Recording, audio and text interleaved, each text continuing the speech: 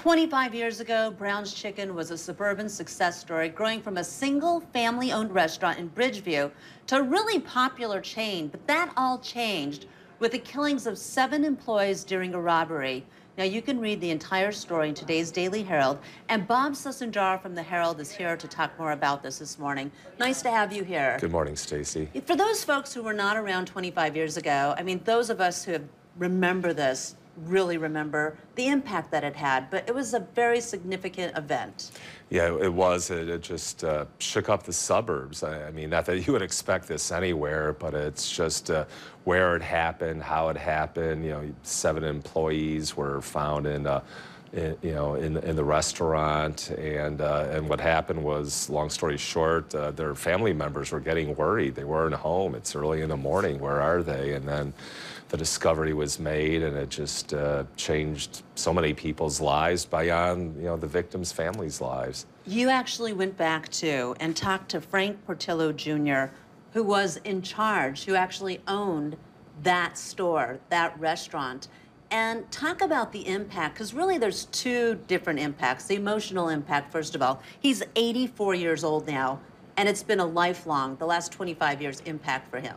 It was, and Frank Portillo Jr., he was the president of the Brown's Chicken chain, so the franchisees there were Richard and Lynn Ehlenfeld. But Mr. Portillo, got up early in the morning and suddenly found out what happened on January 8th, and he raced down to the store. So now he's contending with all the emotion of these people and a business that he's built up so much who are dead. But then at the same time, just Right. weeks later, the chain was just going into financial freefall almost. Right.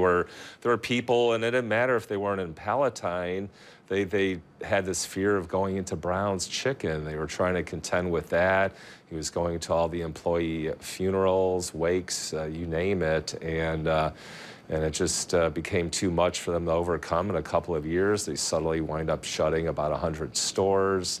Company eventually went into bankruptcy in 2010, and it was bought by some other investor group. And by the way, his daughter told me, Tony Portillo, she eventually became the company president. Early on, there was some crisis communications experts and major vendors from companies who said, hey, you might want to change the name, but he wouldn't hear of it because of a loyalty to John Brown, who started the franchise, as you mentioned earlier, in 1949, one store in Bridgeview. Well, it's because, too, so many of us remember as the Brown's Chicken Massacre. So when you have that name in there, yeah, but he wouldn't change the name, and it was just kind of the fall of that business, too. Would not change the name. And there was a source of frustration with the media by the Portillos because of what you just said, the Brown's Chicken Massacre, the Brown's Chicken Murders. On the other hand, it's just what everybody called it. They didn't want to change the name. They thought they could turn around the business. At its height,